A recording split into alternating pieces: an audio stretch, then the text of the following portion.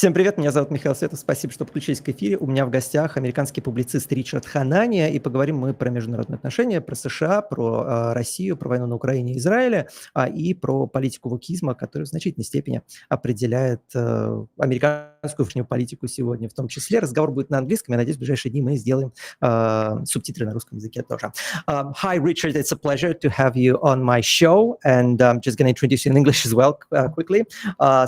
Richard Hanania is the president of the Center for the Study of Partisanship and Ideology and author of two great fascinating books, Public Choice Theory and The Illusion of Grand Strategy and The Origin of Woke. Richard, thank you for coming to my show. It's a pleasure to get to know you. Good to be here. Thanks, Mikhail.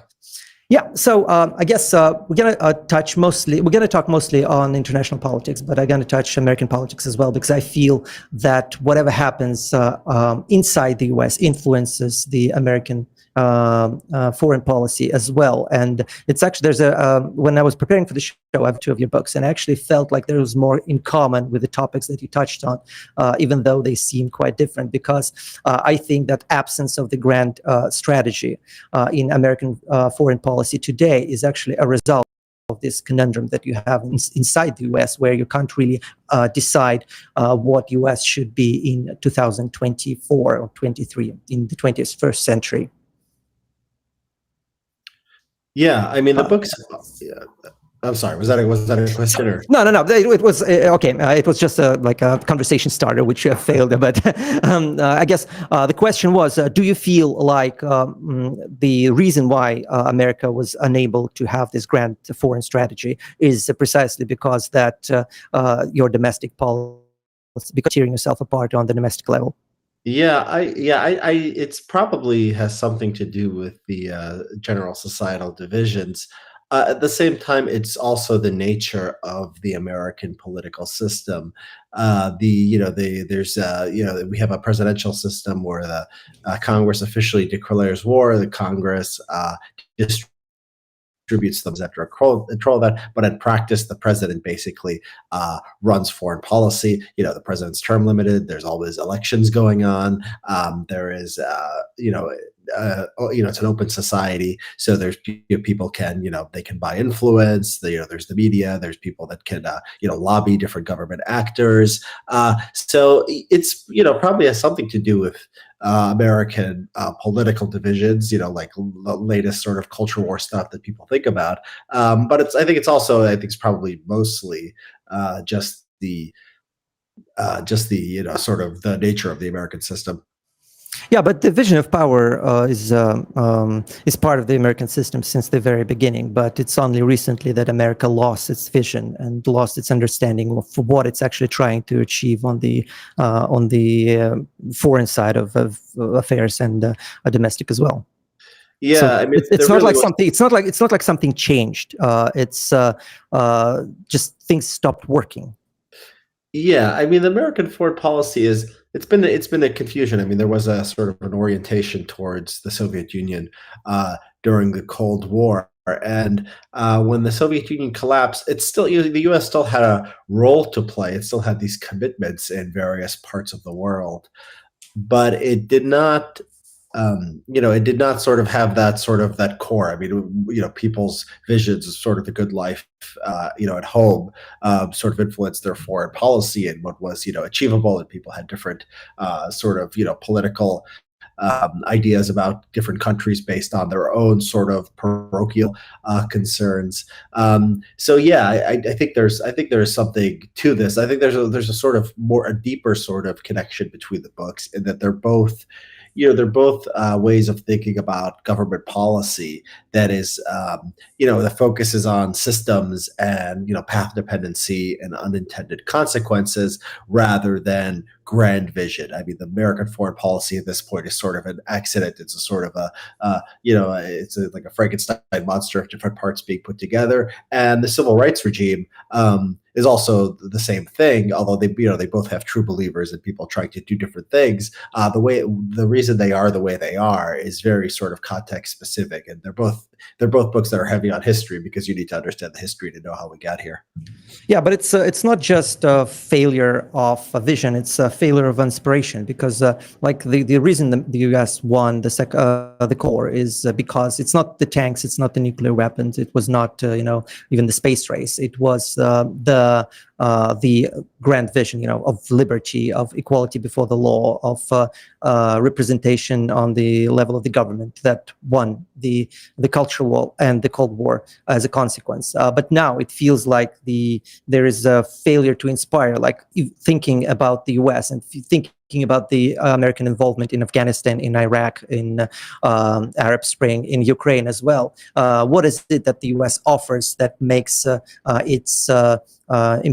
that makes it attractive today? I think is a major problem, and and even on the Russian domestic level as well, talking as a Russian and a libertarian, like even today talking about the U.S. and the American foreign policies, we're actually talking about the America of 100 years ago and not what it offers today, because it's not obvious what is it exactly that the U.S. offers. Well, I don't know if I agree with that, because it seems like in many cases the U.S. can inspire people. It's often inspiring people in situations where American power can't do much. So in Hong Kong, when they were protesting against China, I mean, they were waving American flags. They were very inspired sort of by the idea of America.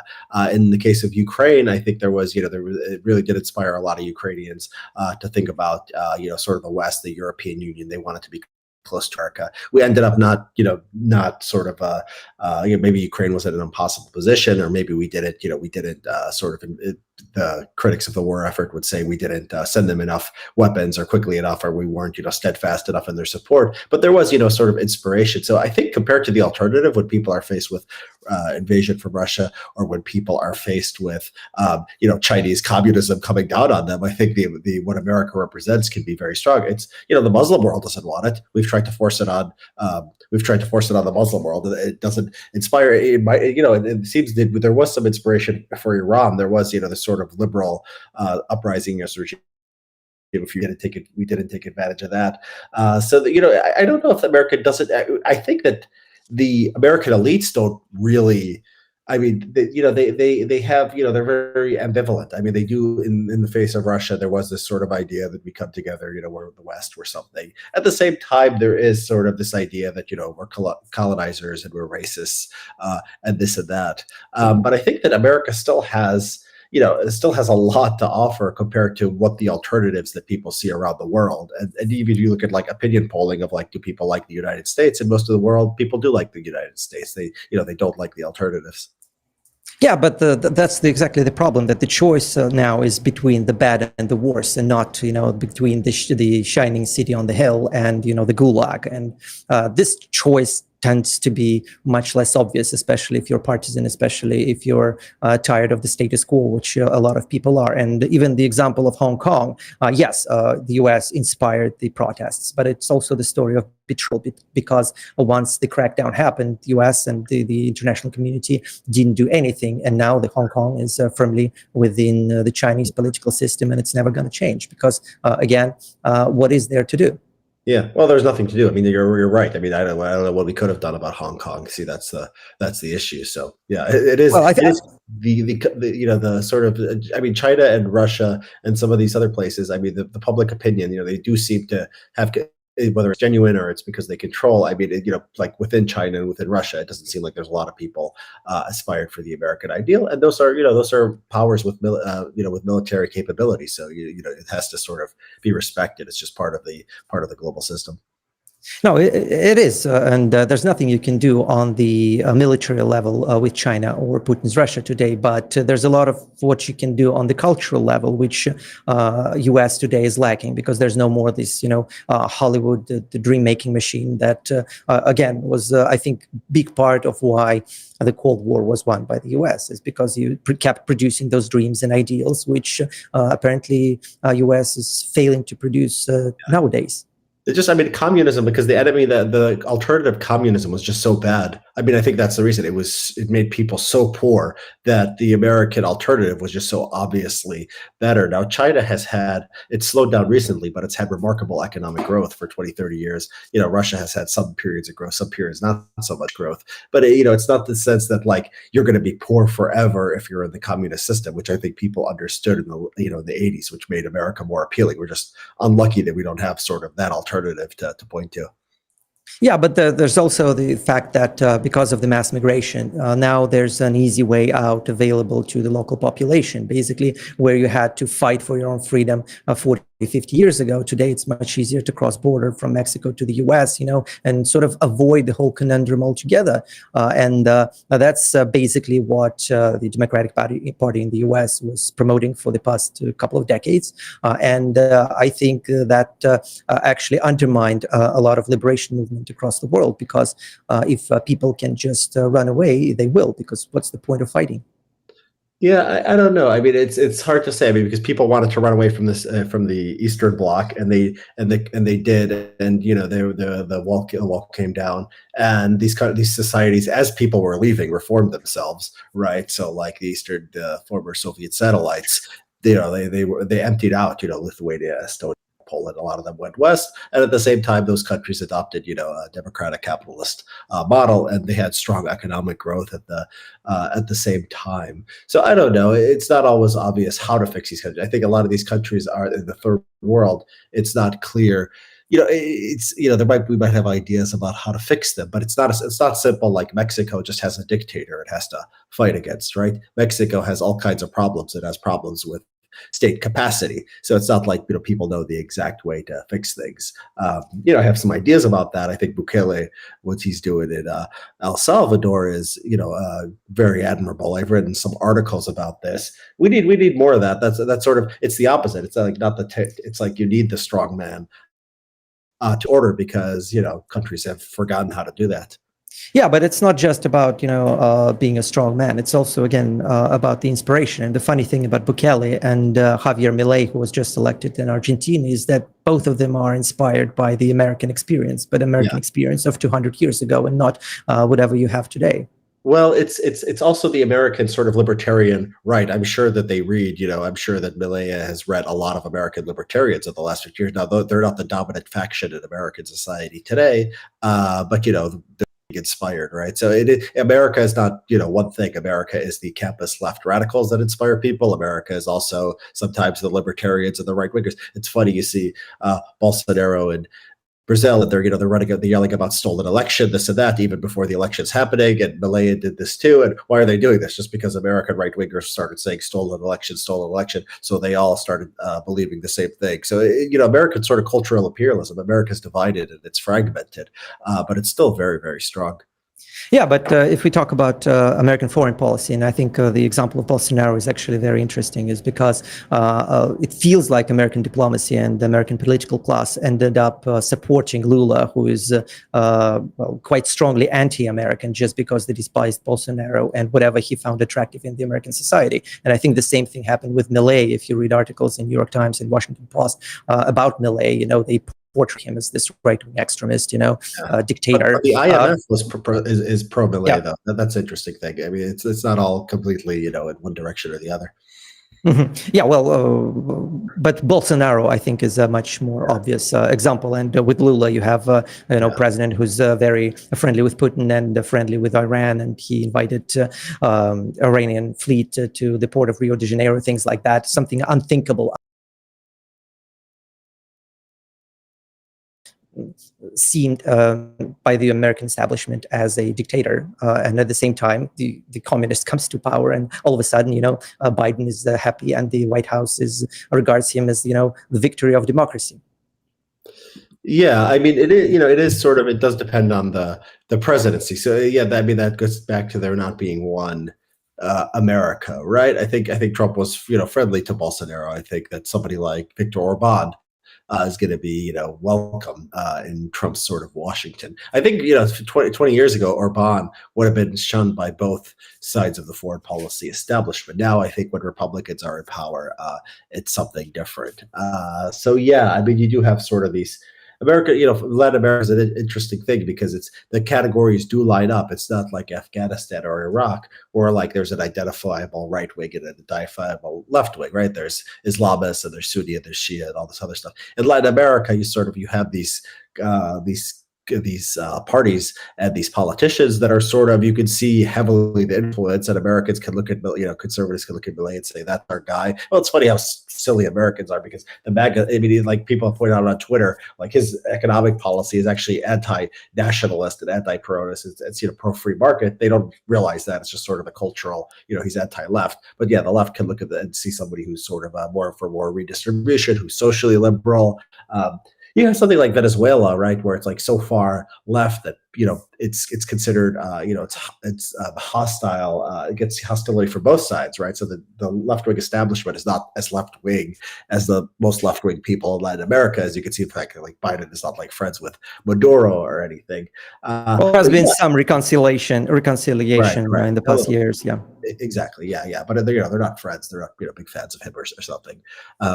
And so yeah, I mean, it is interesting. I mean, Latin America doesn't factor heavily in my book, but it is sort of a it's funny, the immigration thing. It is sort of, it's just the whole Western Hemisphere is just one big battle. It's like Bukele does something, Milei does something, and we're all like, yes, and then the leftists win something, and then the leftists can say something else. I think it's more of the energy on the right. I don't think the left in America I don't think they're inspired by Lula or anything like that, or definitely not Chavez. I think maybe the right is getting a little bit more energy by seeing some of their ideas in practice. But yeah, it is just all one big sort of political system here in the Western Hemisphere. But I think mainly there's a lack of inspiration on the left, because they were winning for so long that it's hard to present these ideas as revolutionary anymore, because they've won like on the half of hemisphere, at least in the half of Western world, definitely. So whenever Lula comes to power, just another communist, the head of the Latin American country. What's new? And with libertarianism, there's this sense of something happening that hasn't happened before. Yeah. I mean, the left, when you say, the left is always winning, I think it depends, the cultural left. Yeah. I mean, I think economic leftists aren't necessarily, and then there's a lot less sort of government direct control of the economy in the world than there was 30, 40 years ago. So I don't know if they're, they feel like they're always winning. They always complain about neoliberalism and capitalism, sort of just destroying the earth. So yeah, it's a mix. I just think the leftist ideas are just wrong. I mean, that's why they're, it's not like winning or losing. It's like, they don't work. I mean, the European welfare state, Europe has, weak growth. They're going to be, the pension thing, the pension issue is coming. If you're going to be soft on crime, you're going to get a lot of crime. Migration, even though, I've been more friendly to it than a lot of people, it does cause a lot of problems. And some of this sort of blindness to the cultural issues from people coming in, just withdrawing from the world and not, and thinking that like, you're just not firing back at the Houthis when they're like obstructing international shipping. It just doesn't work. Markets work, sort of deterrence and violence against bad actors at home and abroad, that works too. And when you get away from that, you just get problems. Yeah, but if you focus on when you focus on rational behavior, I think it's important to have your premises, straight. And I think that's the problem that the right had in general, because there's a reason why left ideas are so persistent. There's a reason why people keep, falling for the same thing, because there's something there that attracts them on a persistent level. And just saying that, communism doesn't work and socialism doesn't work doesn't deal with the problem on the intellectual level, because maybe it doesn't work, but it constantly wins on the political battleground, and you have to respect that. Yeah, I mean, it's psychologically appealing, but wokeness, I mean, it shifts, because when one thing is proven, like, so the economic stuff doesn't work, you go to the cultural stuff and you say, we're gonna be woke. And so, but like, you don't solve racism or racial tensions, and you don't close racial gaps. And like, people become mentally ill, this getting rid of gender and all this stuff doesn't lead to happier people. It seems to lead to people, all kinds of mental problems. And so maybe now you go back to the economic stuff because you forgot the communism was bad, right? So it does seem like it is a psychological psychological urge, but it does respond to sort of what's happening in the real world and, things failing.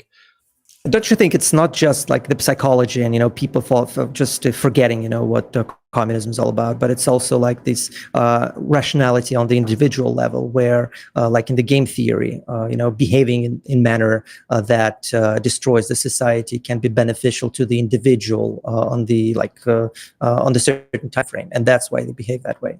So basically, you can destroy, a country, you can destroy a value of a million people, but as long as you're better off than you were a day ago, it may be a worthy deal to you. That makes sense for the, left-wing leaders like, Maduro or something like that, where they destroy the country, but they stay in power, right? For the masses, it's more psychological because they're not, necessarily getting the benefit. It's a collective action problem where one person is not going to bring down society or anything. They're making their, often they're making their mental health worse and, they're screwing up their lives and just being worse off. So yeah, I mean, I think there's a sort of a rational choice aspect of sort of leaders and how politicians behave, and that's sort of a mass psychology element of this.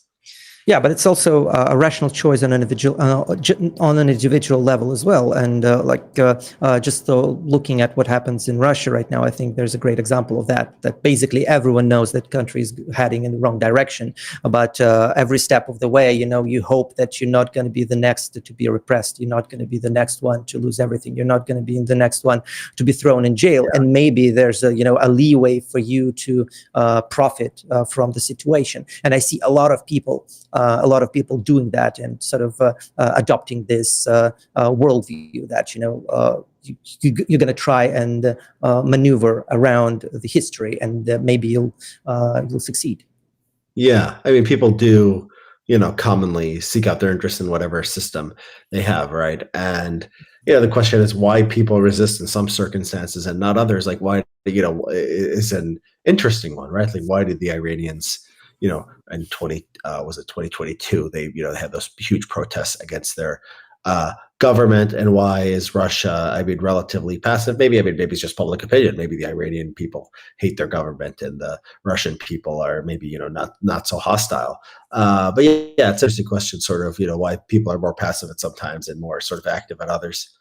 Yeah, but I'd say there is an answer, and it's half learned helplessness and half economic incentives, which actually pretty much the same thing. Because in Russia, people have a history of oppression, and they basically know, what can happen if you go against the government. And I think the same thing kind of happens in Iran as well, because whatever protests you have there, they fizzle out and stop because people realize that individual risk overwhelm the possibility of a regime change. And the same thing goes to American foreign policy, and I'll try to link the two together. Is because you had so many failures in the past 2 decades, there is actually this kind of a learned behavior that Americans promise a lot and they don't deliver, and whoever tries to rely on American support will end up worse off than they were. And I think the example of Venezuela is actually a great one, where what was the Juan Guaido, the president of the opposition president of Venezuela, was actually supported by the American diplomats, supported by the Western world. But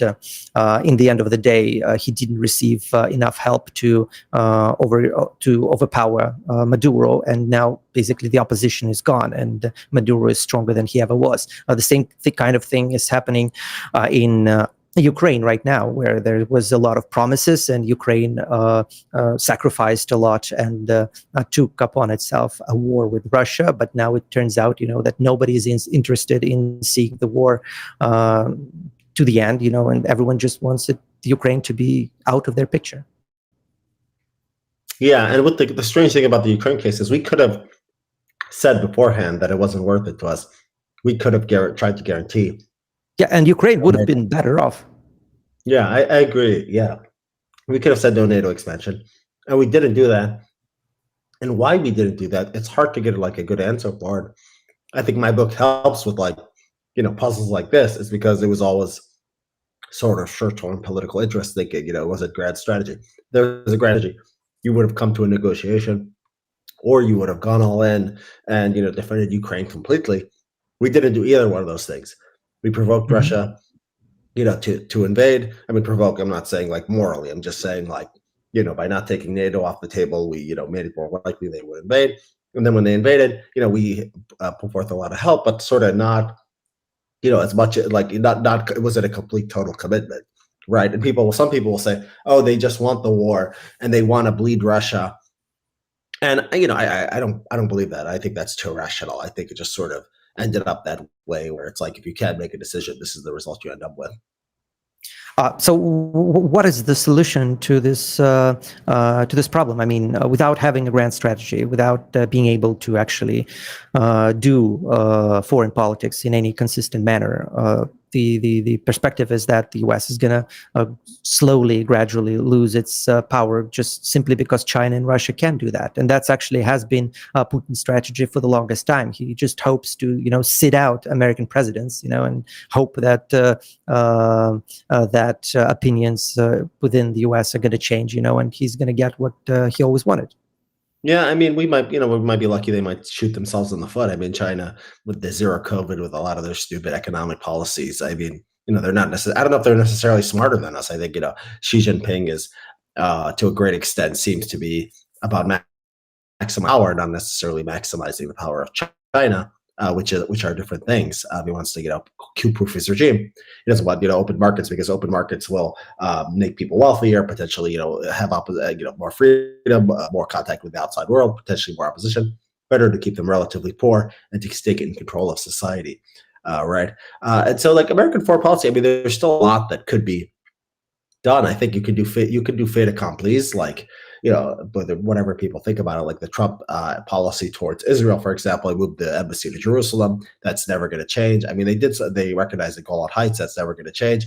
And so there are, if some policy issue gets solved under your regime, or there's some regime change or something, that's going to stick. So you can still do things in foreign policy. You just have to be aware you can't rely on somebody to have a strategy to see it through with the next administration. Yeah, it's funny that you're saying that the American policy toward Israel is never going to change, because from looking outside into what's going on, the move to Jerusalem will never. I don't think they're going to move it back from Jerusalem. The recognition. I don't think. No, I don't think it's going to happen in that manner. But what I think is that Israel is on the brink of losing American support. At least that's how it looks from the outside. And personally, the way I explain the military operation in Gaza is that basically Netanyahu realized that the window of opportunity was closing, and that in 20 years' time, you will have those woke diplomats who graduated Harvard, Stanford, Penn University, and they'll hold completely different opinions towards Israel than the old guard does. Yeah, I mean, it's interesting. I think the Biden administration is more doing PR to try to be pressuring Israel rather than actually pressuring Israel. I think they've done a sort of a very skillful job of always saying Israel's got to do more to take into account, civilian casualties, while not actually doing anything, while not actually, cutting off aid or anything like that. So I think the Biden administration is actually having a sort of pro-Israel policy, but trying to make it look like that they're doing something else. In 20 years, who knows? I think the Republicans are going to be more rabidly pro-Israel than they have been in the past. So half the time, I've read about this, that they're going to have more ability to do whatever they want. I think Trump was the most tilted towards Israel that we've had since Israel's founded. I think it's going to be, it's going to be like that for every Republican administration going forward. And the Democrats are going to have, internal battles over this, because they have a lot of rich elite, a lot of Jewish members who are in positions of power, although they're not numerically huge within the Democratic coalition. But then a lot of leftists who see Israel as this, colonizer and oppressor, and are going to hate Israel, and that, that's going to be a mess for the left from now on. And you don't think that these sort of common anti-Semitism on the left is going to embolden right anti-Semitism as well? And you kind of see it in people like Nick Fuentes, for example, who's been vehemently anti-Israel and anti-Jew, and been saying a lot of anti-Semitic things. And it feels like with the consensus changing, and with Israel stepping into a much more precautious position, these things will be generally more accepted. And yeah. Yeah, I mean, a lot of young people listen to Nick Fuentes, but if you look at polling of Republicans and they support Israel, if you look at the politicians, the members of Congress, and whether they support Israel, I think it's the online right wing the right wing anti-Semitism is a very online phenomenon. I think it's yet to be seen if it can have an influence in the real world. Yeah, but you're talking at the same time. You're talking about the old guard. You're talking about the people who are at the end of their political careers, and the young people. Look at young congressmen too. Look at young congressmen. I don't think there are many that are anti-Israel. Ocasio-Cortez and the other one. I thought we were talking about the Republican side. Okay, Republican side. Yeah. I wonder what's going to happen. I just don't feel that.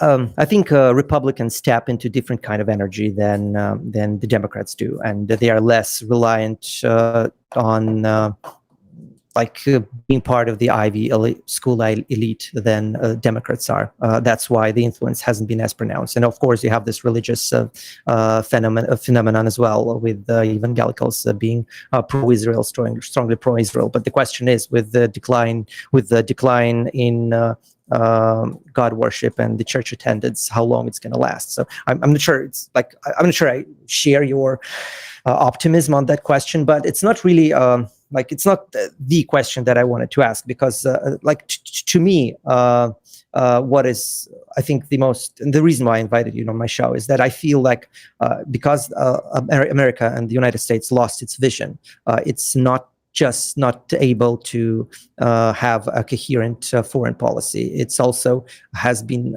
sending the wrong kinds of incentives, because basically again, I've already mentioned that in the last 2 decades, American foreign policy was a mess. You failed in Iraq, you failed in Afghanistan, you failed in Hong Kong, you're about to fail in Ukraine if things going to go the same way. I wouldn't claim Hong Kong. I don't know what we call Hong Kong. No.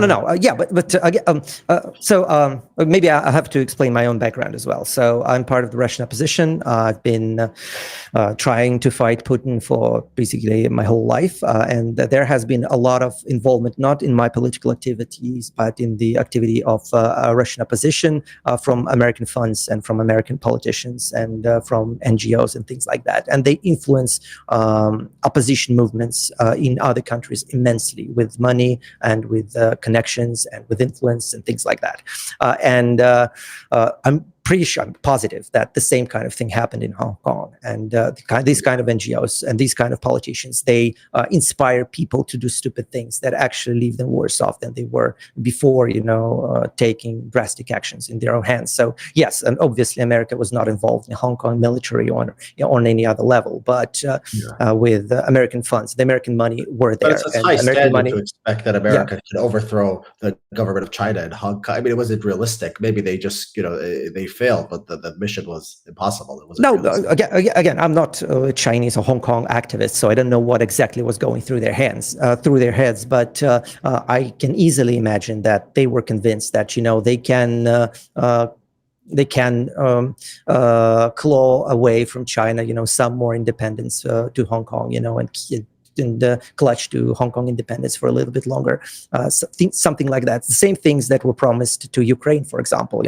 Ukraine was convinced that they can fight off Putin, that the West will support it till the end, and see that Crimea is going to be returned to Ukraine, and that wasn't true. And anyone who has any expertise in foreign politics or in has any interest in how Russia operates would realize that unless you're ready to commit till the end, you're not gonna see Ukraine victorious.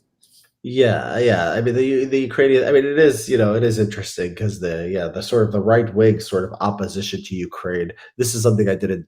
I mean, see, I thought it was sort of like I said about online and sort of anti-Semitism. This was started out as an online thing. The sort of Russophilia, sort of anti-Ukraine thing, but it became sort of mainstreamed on the right. I think probably because of Trump. I mean, it's hard to explain to people how much of a sort of cult of personality. So Trump is pro-Israel, but he's anti-Ukraine.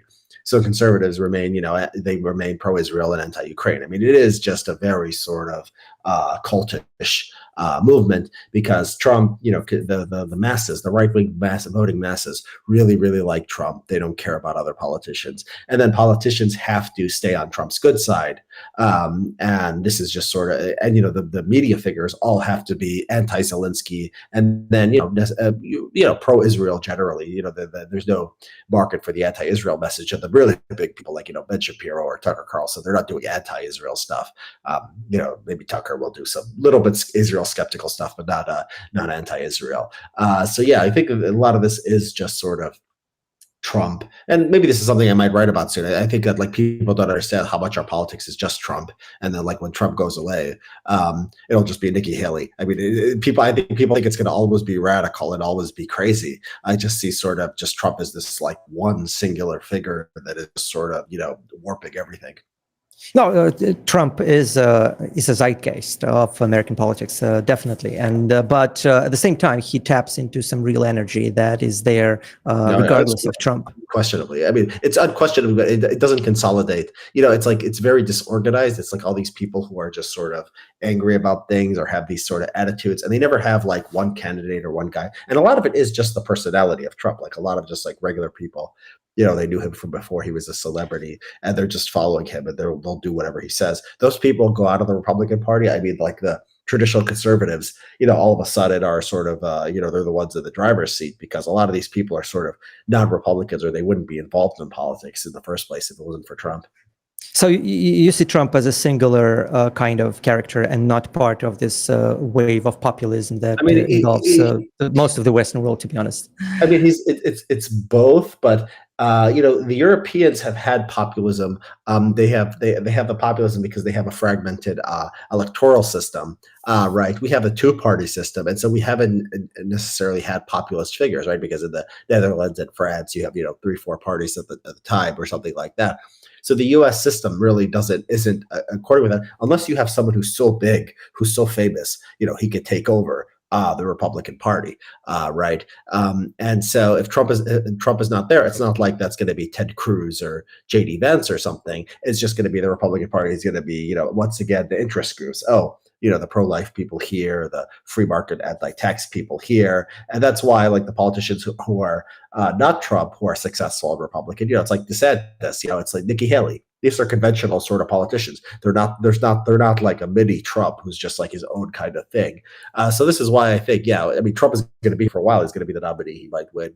But once Trump is not there, I think there's a chance that Republican politics, who knows, AI and all this stuff in 10 years, what's going to happen. But, just on the current trajectory, I think it's a good chance that, Trump goes away. Things become a lot more normal.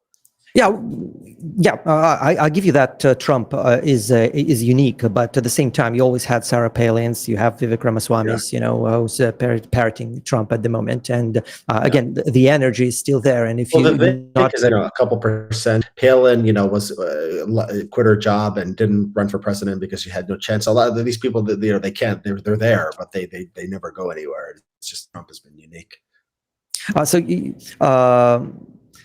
So you don't think that, because I see you making the same kind of mistake that Democrats did in 2020, where they basically saw Trump as this fluke, of history, that, that now that Biden is president, things are going to get back to normal. And of course, they never did, not just because Trump is unique and drastic, but also because the problems and the energy that actually brought Trump to power was never dealt with and is still being ignored.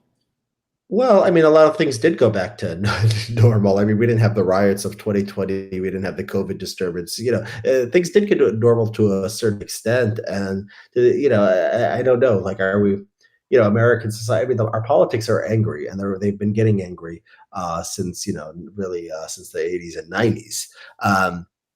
But, I think we're more normal relative to the Trump era. People remember how sort of insane, the media was every single day, the sort of all the sports media. I was talking to Ethan Strauss, who's a sports writer. He wrote a piece about how it used to be, 3 years ago, you go to sports media, it's not about sports. It's all about gay marriage, and it's all about, trans, and it's all about, racism.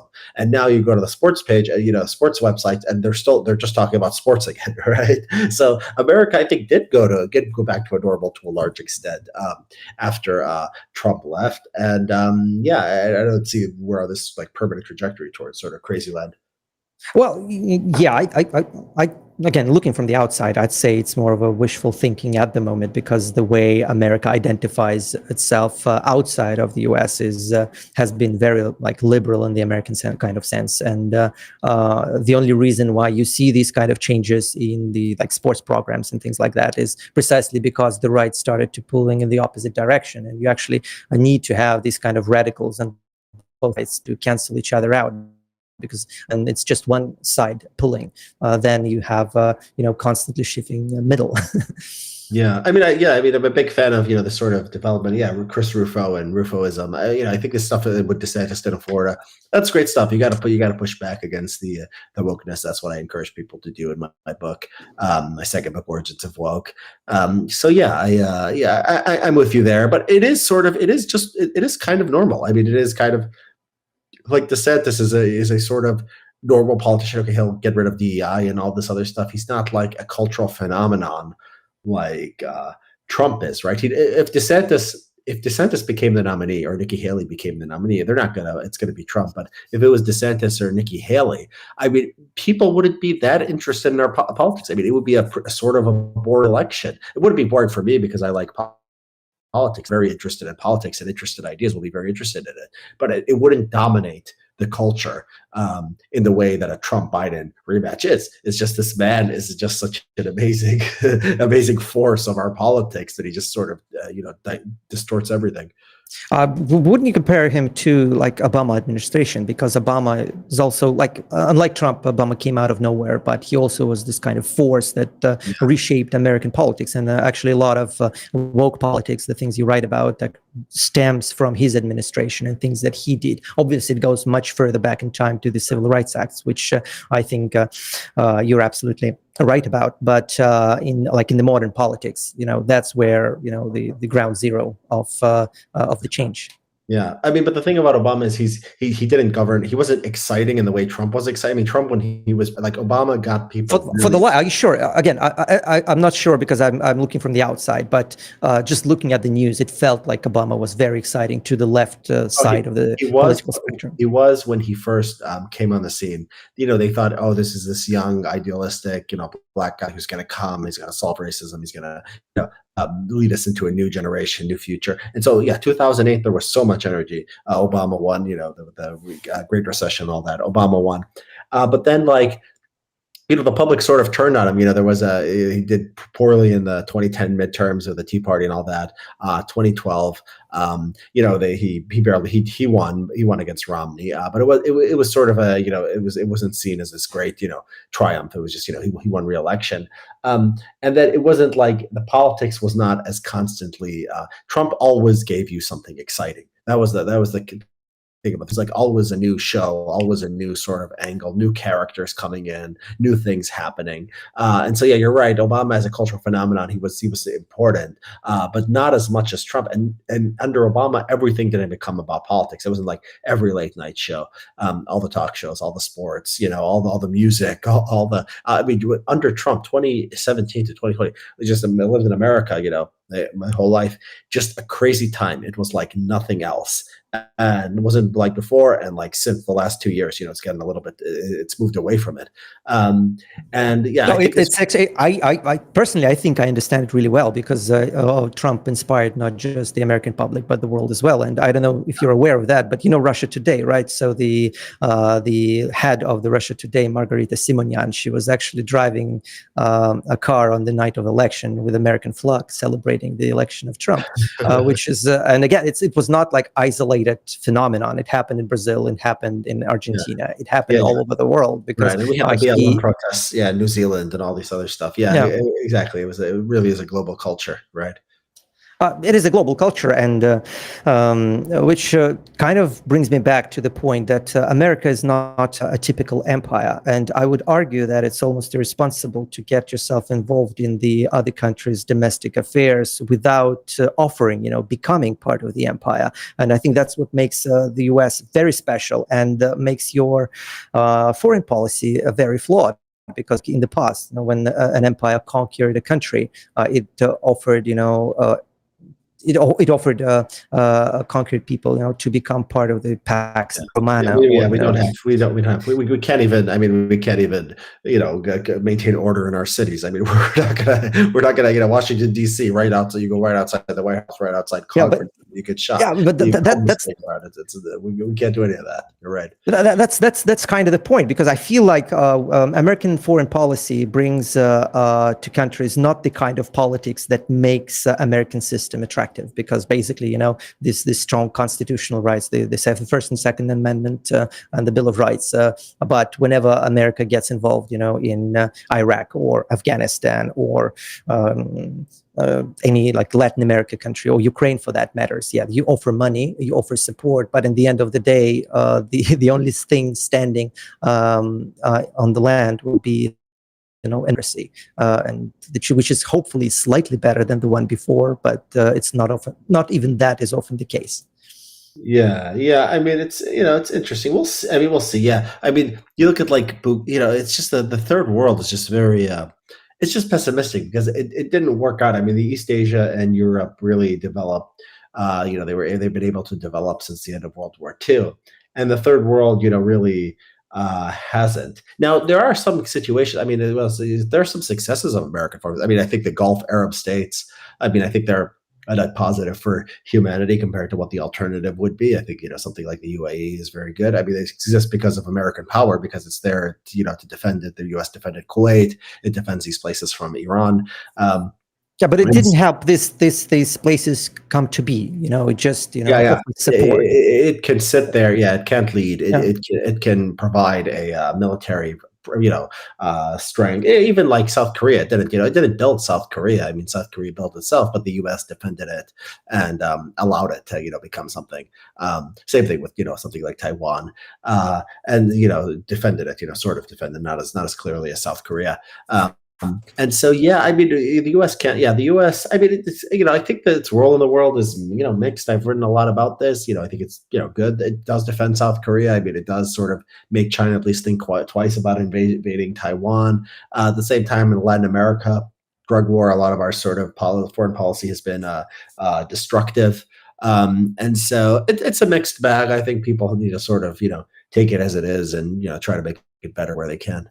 And is it possible for the U.S. to sort of maintain this foreign policy if it's not capable of producing a grand strategy? Because basically that's why Putin called the American bluff. He said that you can't pull off what you're threatening. I'm going to invade Ukraine, and let's see what you're going to do. And 2 years into the war, the answer is yes. The U.S. is not ready to follow its word and to support Ukraine to the end. And China is looking at it and realizing, hey, the same is going to happen in Taiwan, and it's probably going to happen because that's why the U.S. is relocating the production of processors from Taiwan to other countries, because there is this tacit understanding that America is there, but not for long. Yeah, it's. I mean, it's not exactly the Russia thing. I mean, Ukraine. I mean, they did provide some weapons to Ukraine. I think Ukraine, did better than they would have done better. They would have absolutely, sure. The US, hadn't supported them, right?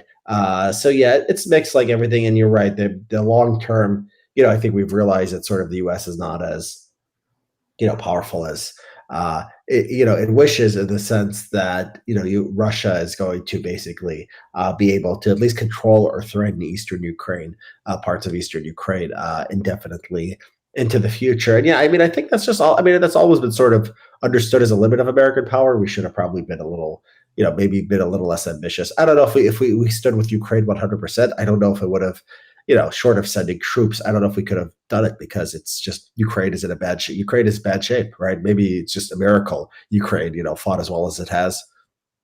Yeah, it is a miracle, and I think the first months of war were understood as something unexpected by the rest of the world as well. But at the same time, the price of containing Russia was literal depopulation of Ukraine, and it's just not obvious that it can survive. Once the war is over, it's not obvious it can reform itself with the kind of resources that it has, and first of all, human resources. Yeah, no, Ukraine is in bad shape demographically. I mean, a lot of those people left. A lot of them are not coming back. A lot of people have died. It's a very sad situation. Yeah, but these kind of situations sort of fuel resentment, and they fuel resentment, and again create the kind of incentives that you mention in your book about public choice theory. Is that if you constantly send the kind of signal that if you're going to trust us, and if you're going to trust us, you're going to lose everything and not gain much, people will stop looking at the US for protection, and they will stop looking for the American help for any kind of long-term meaningful negotiation, because the track record is so poor. Yeah. I mean, at the same time, I mean, there, I don't want to be too overly, pessimistic in the sense that a lot of these countries do rely on the U.S. for weapons. They're able to defend themselves, and the U.S. or the U.S. deterrence has been working, right? We're deterring, North Korea from invading South Korea. I don't know if North Korea would invade South Korea anyway, but, you can look at this stuff. You keep going back to these Cold War examples, in South Korea and North Korea. Yeah, it's obviously a success, but it's a success that is 70 years old, which. I mean, but it's every day is potential. Something could change, right? It is the system is maintaining, right? The NATO alliance, the countries that have been led into NATO, they haven't been fighting wars against Russia, and so I mean, it does count. I mean, as long as the system is still working. Yeah, it's funny because I feel like the Putin gave NATO a kind of a chance, because there was a lot of disillusionment with NATO, especially after the Afghanistan and Iraq war. And I think Emmanuel Macron actually said that NATO lost its mind. But now that Putin lost his mind, suddenly, there's a new reason why NATO exists. And Finland and Sweden, obviously, are joining right now the alliance. But at the same time, it feels like it's an alliance of necessity and not of vision, because what NATO stands for is increasingly not clear. Except, sort of containing Russia. Yeah, I mean, it's sort of an alliance of inertia. I mean, I think that's what a lot of foreign policy is. It's just inertia. Nobody's leaving NATO, even though Turkey and Hungary, the U.S. might have disagreements with. They're still there. This might say it's like a bad thing, but just inertia, sort of unthinking sort of processes. They can be beneficial. It's probably good that we're not renegotiating alliances and borders all the time. So yeah, it's America is I mean, I think if people want to change American foreign policy, they have to sort of take the system as it is. They have to sort of I try to do something things very strict in my writing, right? So in the civil rights book, I say these are the exact laws that you have to change. By writing on foreign policy, in my first foreign policy, the first book, the foreign policy one, I talk about what kind of laws you could pass or what kind of regulations potentially you could do. I don't know if I really buy all that stuff, but more recent writing on sort of Israel, I give sort of specifics of American foreign policy and what they should be doing, and so I think that's all we can do is sort of understand the political dynamics and try to shift policy in a good direction on the margin. No one's coming along and saying I'm going to provide America a great vision. I mean, it's just nobody's there on the horizon. There's no you could imagine somebody like make America great again was this and America first. The vision, but Trump is not gonna. I mean, he's gonna be hated by more than half the country, so it's not gonna work. I mean, it's not gonna be the foreign policy establishment's gonna hate him. It's not gonna unify the country. He can do some stuff. He can do stuff while he's in office, but it's not gonna be it's gonna change the sort of fragmented nature of all this.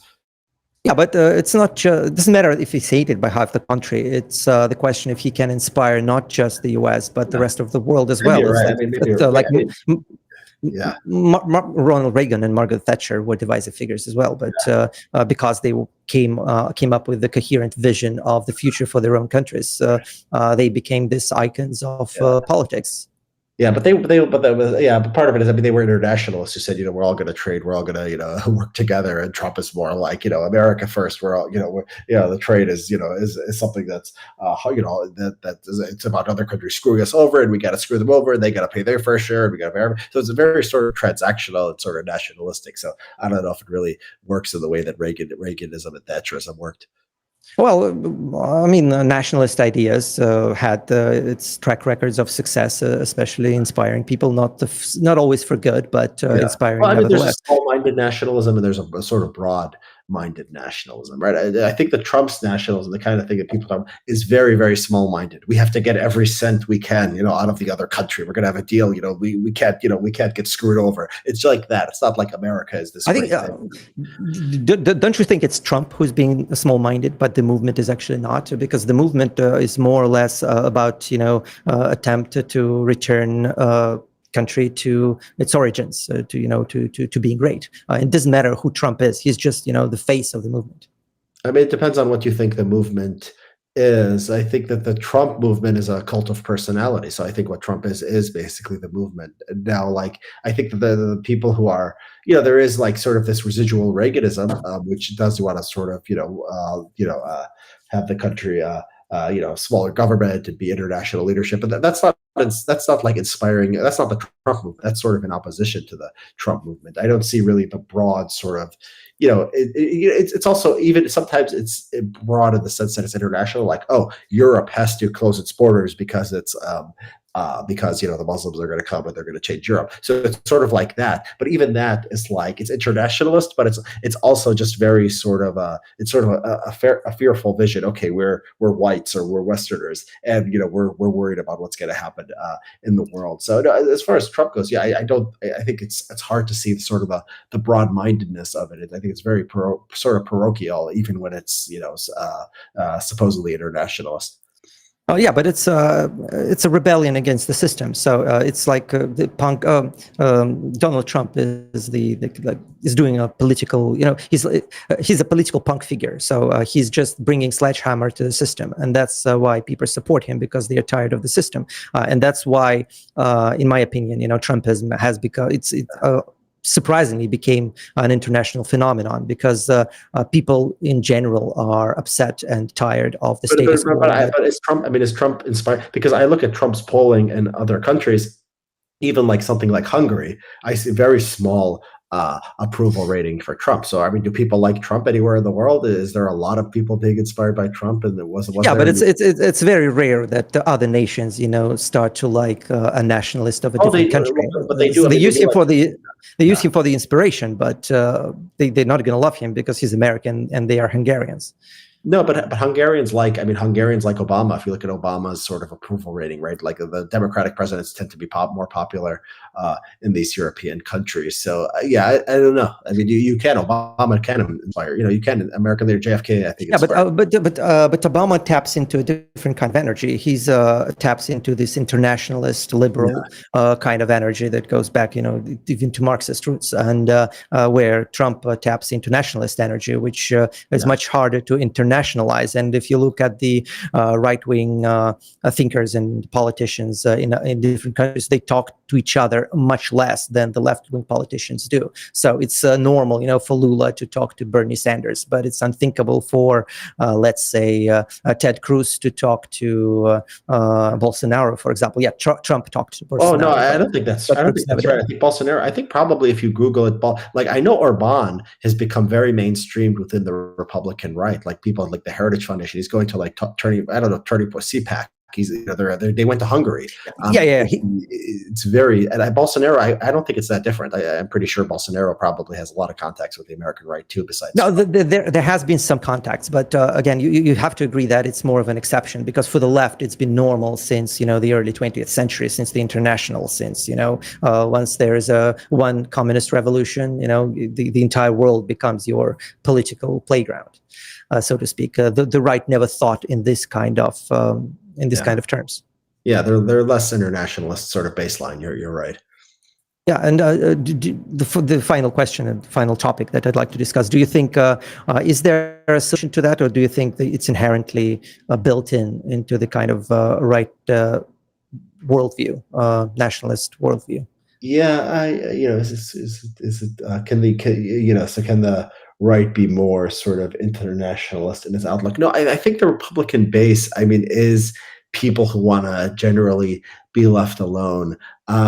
They're not going to have as many sort of busybodies and sort of broad thinkers and idealists as the left. Now, at the same time, even though that's sort of the Republican sort of broad base, at the elite level, you can have difference. I've watched the Republican Party over my not that very long life, as long as I've been paying attention to politics, shift radically based on what their leaders say. So, Bush, told them you go fight in Iraq. You have, that sort of lost its popularity at the end. And then you see Trump, and you see just like one issue after the other, they just sort of follow Trump, and it's about who Trump mobilizes, right? So the American right is sort of doesn't have gatekeepers. It's not as institutionalized as the left. So it's sort of up for grabs. So, this is why, participating in the marketplace of ideas on the American right is pretty fruitful, because the American right is very influential, and it's always, it's sort of always open to, people to come in and try to, push it in a different direction. And yeah, I think that the American right, the future of the American right is pretty wide open. And talking about the American right and the Elon Musk phenomenon, and I think this can be the route for the conservative movement. The direction for the conservative movement is that to become more open to the West, while at the same time guarding your own interests and preserving some of the values that great. And I think Elon Musk phenomenon is fascinating to me, and I just wish that it's not going to fizzle out and die. Well, the Elon Musk phenomenon, Elon Musk is not going to run for office, but I think him buying Twitter is going to be the legacy that's going to potentially change our politics. It's interesting. It's going to be I don't know if it helps Republicans in elections, because it's like more crazy people on the right are having more influence. And so it's sort of like the left when it dominated social media. The crazy people had more influence and hurt the Democrats electorally. We might be seeing that, but it might be bad for sort of conservative politics in the short run, but maybe good for sort of conservative ideas in the long run, because, ultimately you want to change people's minds, not just win elections. And the reason why I brought Elon Musk is that it feels like he's the only one on the right who is willing to engage in conversation with, he famously tried to talk to Putin and Medvedev, and he generally visits, he just met with Giorgia Meloni of Italy, to have a conversation. And it's, again, something you don't normally see from the right. You're right that, there was this Orban phenomenon, which I think is an exception. I don't see these things being done systematically, and I think that was to a large extent the reason why the right has not been as successful as liberals were in the last 20 to 30 years. Yeah. I mean, it's I don't know. I mean, does the right need to be I think the rest of the world needs the American right, I think, more than the American right needs the rest of the world, just because of the overwhelming influence of the United States, right? So I'd like them to become more sort of involved with the rest of the world. I think, to be honest, I think both needs each other a lot, but not obviously. America has oversized influence on the world, and you can say the same thing regarding anything. The international left needs the American left more than the American left needs the international left. But at the same time, you just mentioned the polls about Trump not being very popular in Hungary and things like that. But the reason why he's not been popular, and the reason why he's been so easy to slander, is that the entire international left rode in on Trump when he got elected to basically try and destroy his reputation. And that's what they've been doing for the past decades to the politicians and cultural figures that they disdain. And the right never had this kind of ammunition. Yeah, you could have fought, your own battles within the US, but it's much easier to fight these battles if you have external support as well. Yeah, that's true. I mean, I think more broadly, it's not about someone helping someone with money or something like that. I think it's just this, just having ideas that appeal, because if you have smart ideas and you have, compelling ideas that reach smart, idealistic people in America, it's going to reach smart, idealistic people abroad, right? If you have these things that are very small-minded and very narrow, maybe they're going to have something to do with American culture, but you're not going to reach people in the world. So I think it's sort of a barometer, like how international your movement is sort of a measure of its appeal. So yeah, I think it sounds like you are too. I'm for, the right becoming more internationalist at its outlook, but to some people, that's the opposite of the definition of the right. The whole definition of the right is the globalist, the scary, everything is foreign is bad, and, we just focus on ourselves. The reason I put so much emphasis on the international right is that I think that a lot of development has been happening despite, complete lack of interest on the American side. And again, the Javier Milei and the Bukele that you mentioned are actually great examples of that. Like just the fact that the president of Argentina got elected on a libertarian agenda, waving a Gadsden flag, that you actually need to really try to explain to an Argentinian what it is and why you have this orange, drape with a snake on it, and what the words mean. And still, it resonated enough for him to become a president. And it's kind of like the American right learned about existence of Javier Milei just only when he just got on the brink of this enormous success. But obviously he's been doing politics for 10, 15 years before that. And there was a complete lack of interest. And it's just hard to imagine, having this complete lack of interest to a left-wing politician in any other country. Like, again, Lula has been a member of International for his entire life. And just underestimating just how, poorly informed and poorly read the American right is. Like, there's very few conservative, serious magazines or newspapers in the U.S. I mean, they're not just not paying attention internationally. They're barely paying attention to, politics and what's going on at home. They are very, sort of superficial in their analysis. So I think there's a low sort of human capital problem on the right. People can look at I have an article called Liberals Read, Conservatives Watch TV. And I go into this. It's just a very sort of intellectually not in a very good place. So, of course, they're not going to be international. They're not reading. They're just, looking at memes and watching TV. I mean, that's the problem. Yeah, and the abandonment of academia is also the reason. And I've almost been fascinated, by this desire to just, revoke the idea of going to the university because the universities are woke. You got to fight for it. The abandonment of intellectual life. But we're a democracy, right? And the low class people, they vote. And a lot of them, on the left, they're minorities, and they have their own sort of, their sort of place. And on the right, they're the same sort of ethnic cultural background as the majority, but they want to say in the government, right? And they don't care about international stuff. They don't think about broad ideas. They're very, very sort of narrow in their outlook. So this is, I still think it's not an excuse not to provide leadership for conservative intellectuals. They should definitely do that. But this is sort of just what it makes it difficult. This is sort of the lay of the land that people are dealing with. But do you think it's like a natural occurrence, or it's a result of the cancel culture? Because basically, if you were a right-wing intellectual, you would just not get the kind of exposure that the left-wing intellectual do.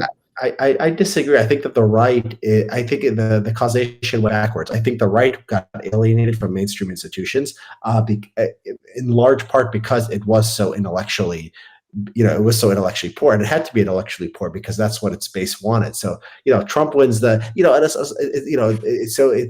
like, I was able to publish for a while in like the New York Times and the Washington Post, and I'm very, very politically incorrect just because there aren't that many smart conservatives. I mean, there aren't many people who are just sort of engaging, who are able to, write compellingly and have, rational ideas, because they keep continually playing to the stupid base of what they, to the sort of right wing sort of outrage culture. And so I think that it's been this sort of this cycle. Not that the leftists haven't been canceling people and all that. I mean, obviously that's true, but there's been this sort of cycle where like the right keeps getting dumber and the left keeps getting more intolerant. And but it's again the kind of incentives in play that you mentioned is big because once the right-wing public intellectual introduces himself, like Jordan Peterson, for example, he gets so much trouble, and gets so much societal pressure, gets so much pressure from the institutions, and often loses his job, like Jordan Peterson did. That in the end of the day, people just look at it and decide to stay quiet and not attract too much attention, because it's the rational behavior for them. Yeah. I mean, it's not liberals' fault that conservatives don't have any good newspapers or magazines. I mean, there are just very, very few. I mean, like you go liberal. If you're a liberal, you could read Vox. You could read New York Times. You could read the New Yorker. You could read New York. You could read the Atlantic. You could read the New York Times, Washington Post. Conservatives have one serious newspaper, Wall Street Journal. That's it. And they have a few magazines that are that are okay. But that's it. And so it's a free country. They could produce whatever kind of material they want, but they like memes and they like sort of YouTube videos. And it's just become a sort of a no offense to YouTube, but I'm saying there's just like a different sort of level of sort of intellectual engagement and just a lack of interest in ideas like that. The idea that you should the fact that they're still talking about January 6th. Right, like they still want to this is not something that like has deep implications for the future of the country. Those people obviously broke the law. It doesn't matter if some people might have. But there's a major difference though between breaking the law and inciting an insurrection. Different things. Well, I mean, I think they were trying to get the. I mean, we don't have to go into this thing, but they trespassed. They were protesters. They did a lot of illegal stuff. Why are we still talking about it? Why is American rights still talking about it 3 years later? It's just a very because people are getting absurd. They get absurd court rulings. A guy got 12 years for. I don't think it is necessarily absurd. I mean, you're trying to basically change the results of an election. I mean, I think that even if it is a little bit long, like why is that the issue of the most important issue in the world? I don't see it. It's just.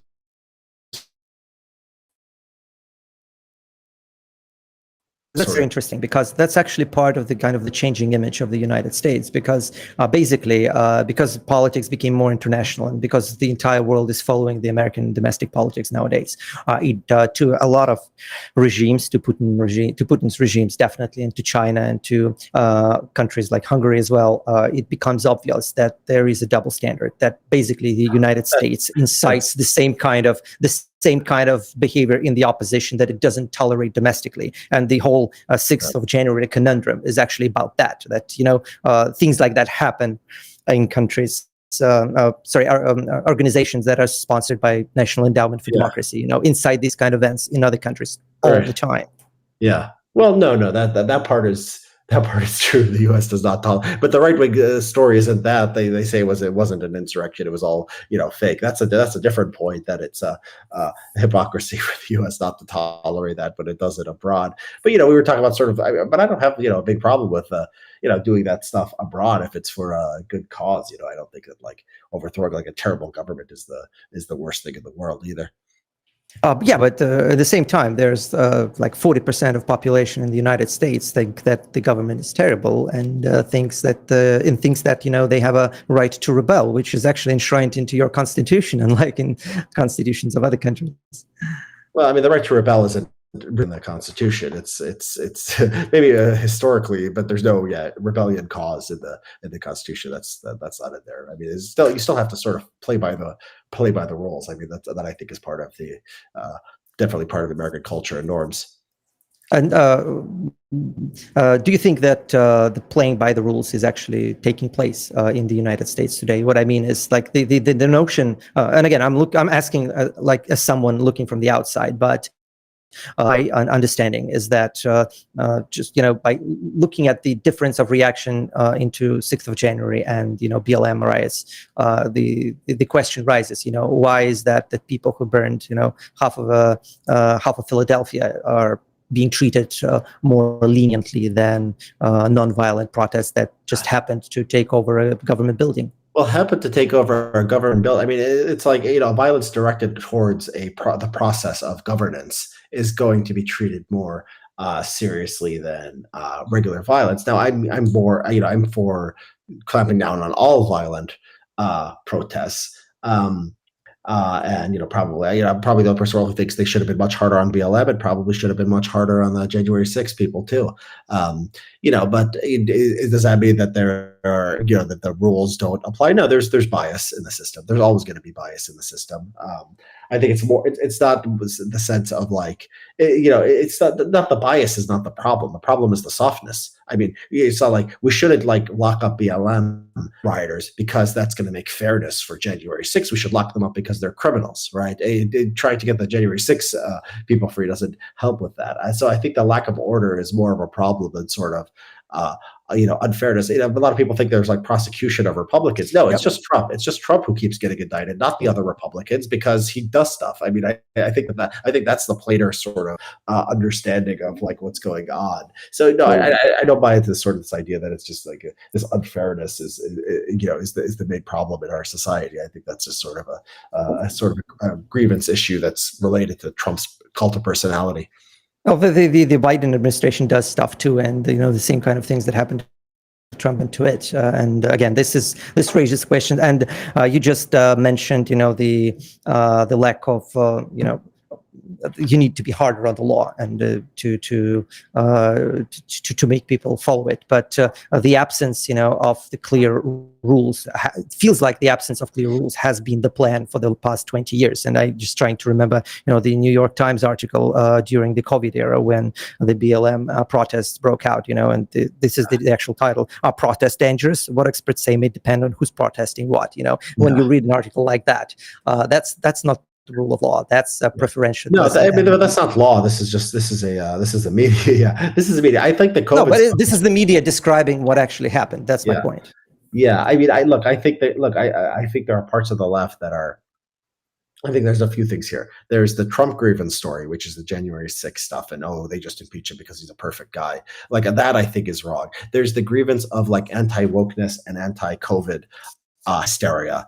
I think that's legitimate. I think we should definitely push back on that stuff. Yeah, I think the COVID restrictions were a disgrace. I mean, I think that people should have, done a lot more rebelling. They rebelled against that. They should have done a lot more. I think the wokeness stuff, I'm completely fine with, pushing back on that as much as possible. So yeah, I agree with those parts. I think people should, see these as disturbing. I mean, the fact that the COVID restrictions forcing people to stay in their houses, I mean, closing businesses. I mean, this was something like you wouldn't have thought it was imaginable in America. And we don't think about it enough anymore. We should never forget what these people did. Yeah, but I agree that we shouldn't forget what they did. But at the same time, they all came out of it, without a scratch. So basically, they didn't face any. But everyone did, a lot of the European countries were worse. A lot of them had mask mandates outside. Like we never had that in the U.S. Even I live in California. Maybe we did very, very briefly. We did it. I remember like Italy and France, they had mask mandates outside, and people were complying with them. Into like 2021, and I just thought as American that was crazy. So yeah, I don't know if it's an American problem. I don't know. We all went along with this. I mean, it was just I don't know what's wrong with people. Russia actually was as far as I can tell. Belarus not so bad. Belarus was different from Russia. Russia actually had a proper lockdown for a while, at least in big cities in Moscow and St. Petersburg. Where everyone had to stay at home and not leave the house. Was masking a big thing there?